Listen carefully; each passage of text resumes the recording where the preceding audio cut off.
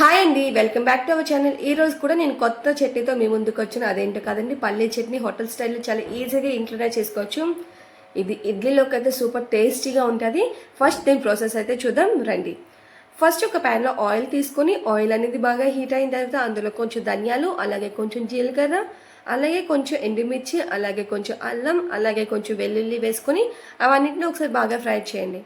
ఆ తర్వాత అందులో కొంచెం మినపప్పు, అలాగే కొంచెం శనగపప్పు కూడా వేసుకొని అవన్నింటిని కూడా ఒకసారి బాగా ఫ్రై చేయండి.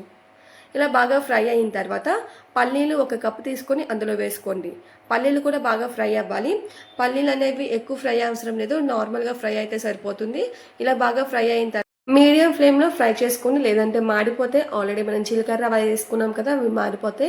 ఆ తర్వాత ఫ్రై అయిన తర్వాత చల్లారిన తర్వాత మిక్సీ జార్లో తీసుకొని గ్రైండ్ చేసుకోండి. కొంచెం కొంచెం వాటర్ వేసుకుంటూ గ్రైండ్ చేసుకోండి. ఇలా స్మూత్గా అయ్యేంత వరకు గ్రైండ్ చేసుకొని ఒక బౌల్లో తీసుకోండి. ఇప్పుడు అందులో కొంచెం వాటర్ యాడ్ చేసుకొని బాగా కలపండి. ఈ టైంలోనే సాల్ట్ కూడా వేసుకోండి. ఆ తర్వాత పోపు పెట్టుకోండి. పోపు కోసం ఎండుమిర్చి, కరివేపాకు, ఆవాలు తీసుకున్నాను. అవి కూడా అందులో వేసి ఒకసారి బాగా కలపండి.